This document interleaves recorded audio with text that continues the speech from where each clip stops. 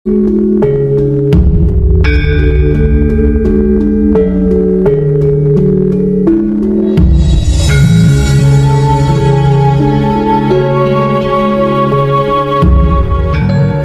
kau terpilih lahir sebagai manusia hidup di dunia ini, maka kehidupanmu tertandai oleh pijakan kakimu pada tanah, ditemani rumput hijau yang terkadang tidak berarti bagimu. Namun, jangan kau anggap bulan yang jauh terlalu menarik pikiran, batin, dan syahwatmu, karena panca indera cenderung menipu. Jangan pula kau anggap pesona pelangi tidak tertandingi, karena biasanya hanya sementara dan fata morgana. Cukup kau syukuri saja dengan kesadaran rasa cinta kasih sayang yang sadar hidup. Pada hijaunya rimbun, mawar yang setia tertancap kokoh, menyatu bersamamu. Walau kadang mawar itu harus melukai, karena memang ia tercipta berduri.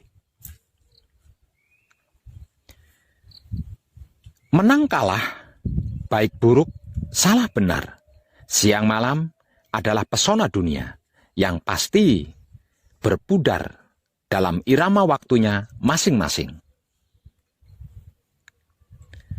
Permainan dunia serupa senja yang akan hilang tertelan kelam. Dan malam kelam pun akan sirna tergantikan pesona hangat sang surya.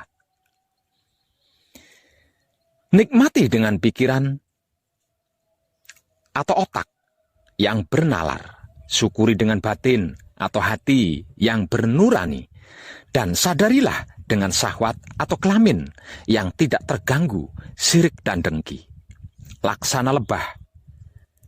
Kadang kau merasakan sengatnya, walau yang kau tuju adalah madunya. Janganlah kamu mencintai, mengasihi, dan menyayangi dunia dan apa yang ada di dalamnya.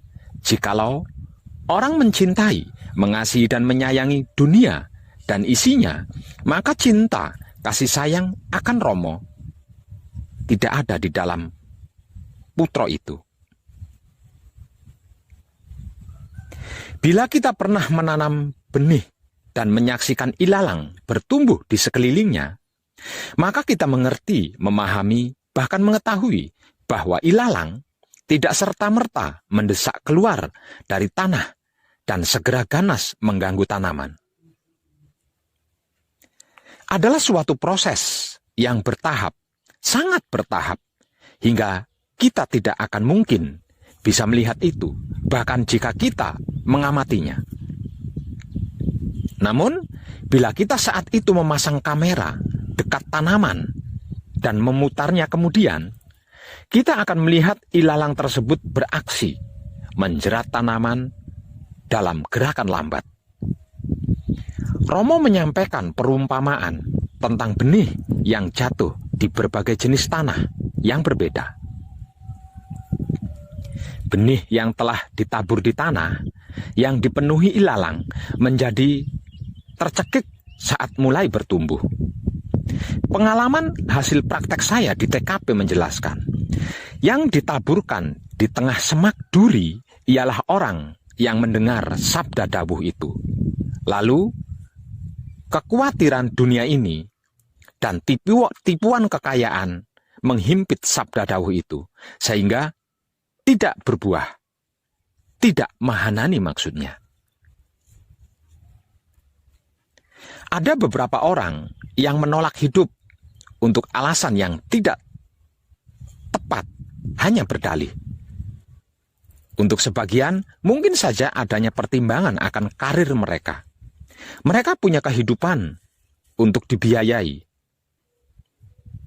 Mereka punya tanggung jawab, mereka punya berbagai hal untuk dilakukan. Terkadang hal-hal tersebut bagi mereka bisa menjadi lebih penting daripada hidup.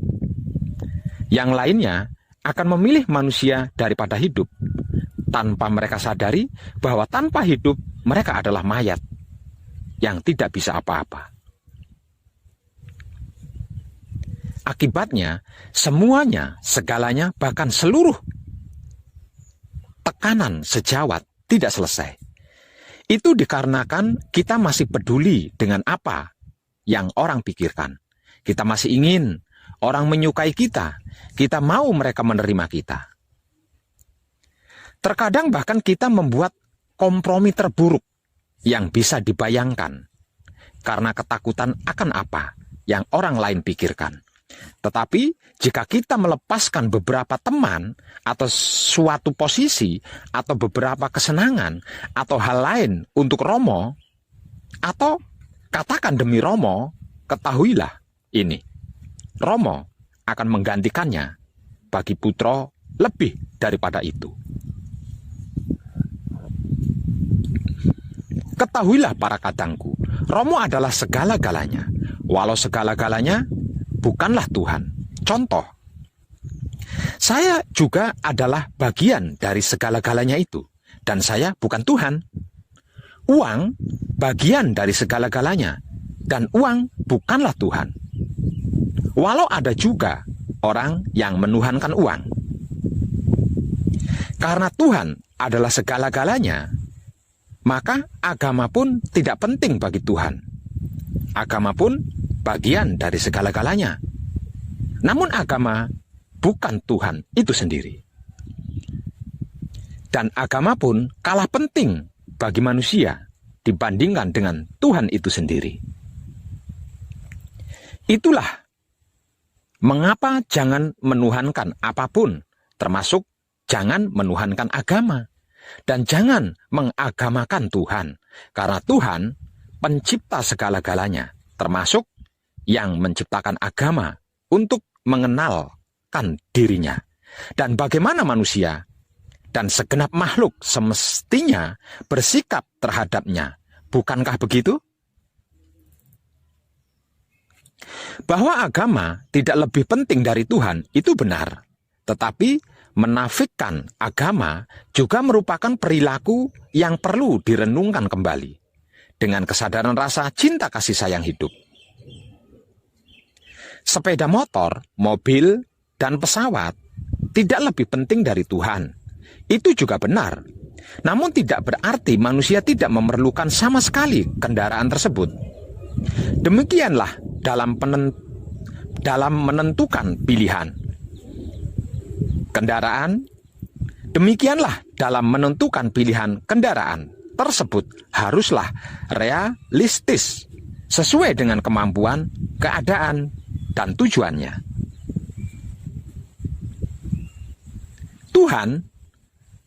Bahwa Tuhan lebih penting dari agama itu benar. Namun, jangan sampai kita keliru menyembah Tuhan yang seharusnya.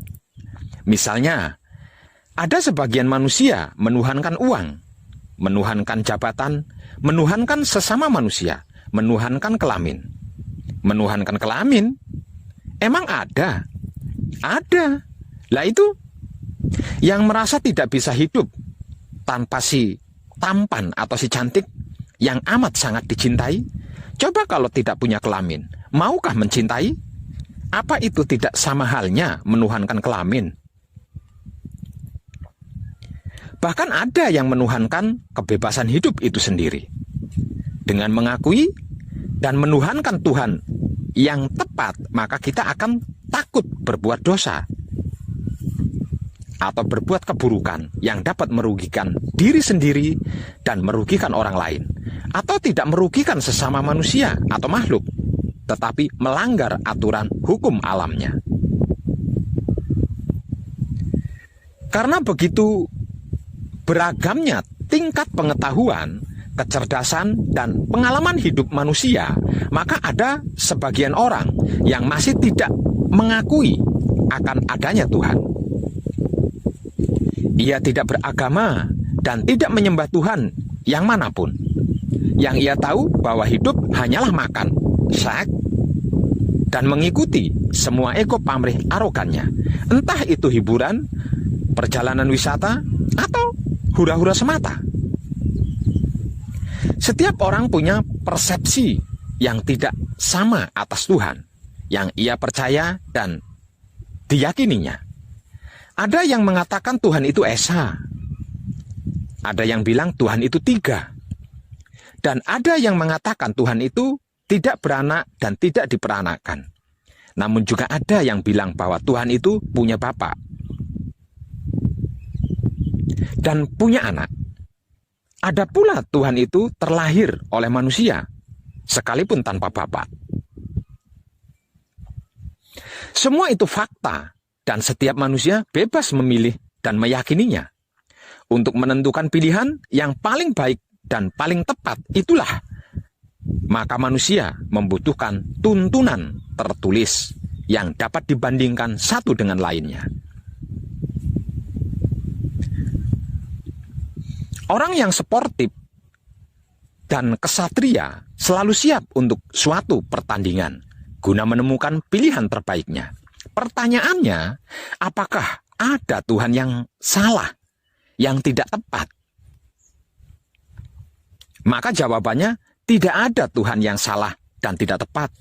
Yang salah dan tidak tepat itu adalah persepsi manusia atas Tuhan yang telah dipilihnya. Sebagaimana hubungan manusia dengan uang, tidak ada uang yang salah. Namun yang salah adalah perilaku manusia atas uang tersebut.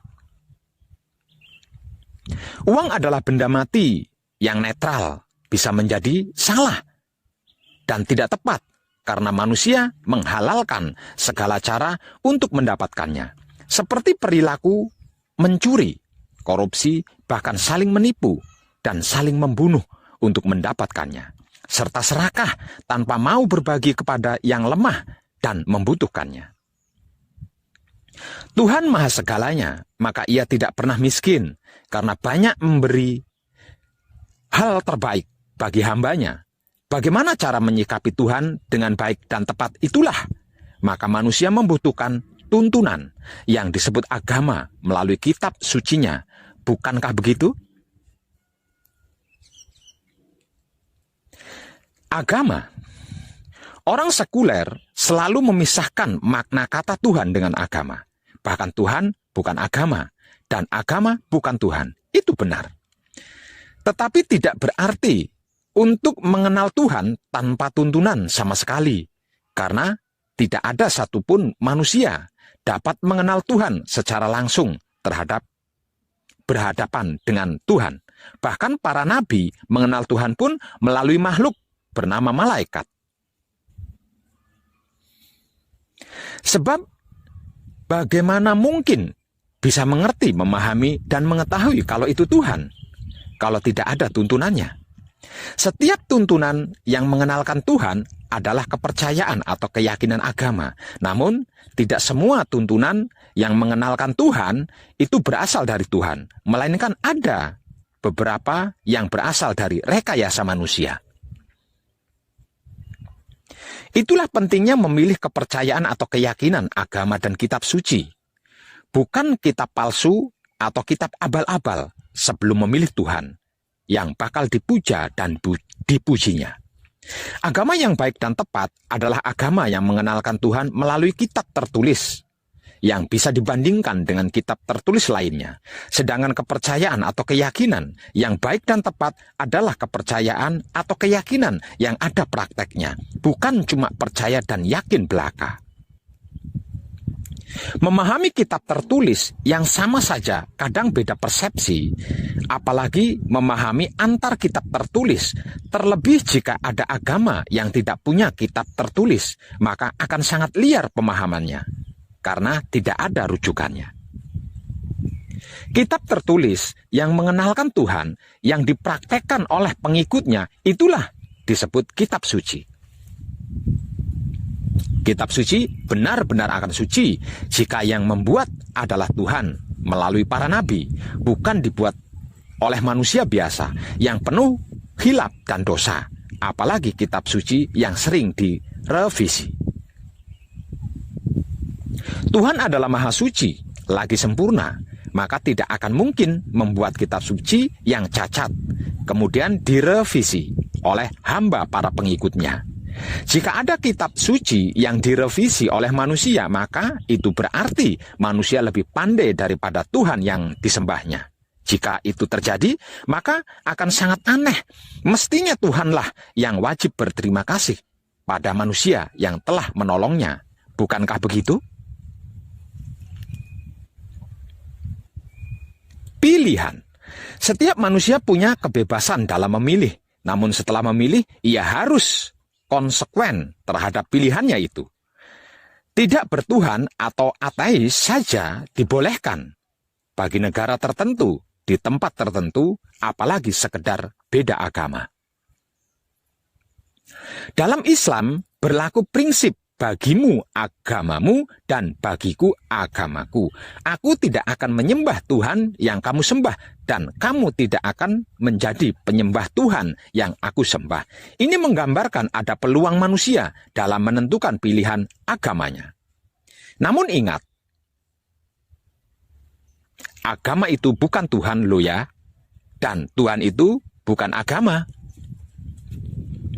Saya pun berhasil menemukan dan mengenal hidup saya yang tak lain dan tak bukan adalah guru sejati saya atau roh suci Tuhan yang diutus menuntun diri saya awalnya melalui agama. Bahkan semua agama menjadi jalan awal laku spiritual hakikat hidup saya.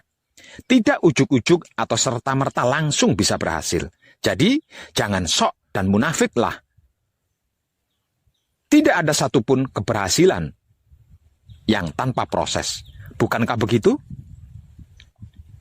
Tercerahkanlah panjenengan semuanya dan salam setuhan, penuh cinta kasih sayang dari dalam lubuk hati saya, Wong Edan Bagu yang paling dalam. Selamat, selamat, selamat, rahayu, rahayu, rahayu. Damai, damai, damai, tentram. Saya Wong Edan Bagu ngaturaken sugeng rahayu lir ing sambikala amanggih yuwana. Pinayungan mring ingkang Maha Suci Basuki Yuwono Teguh Rahayu selamat.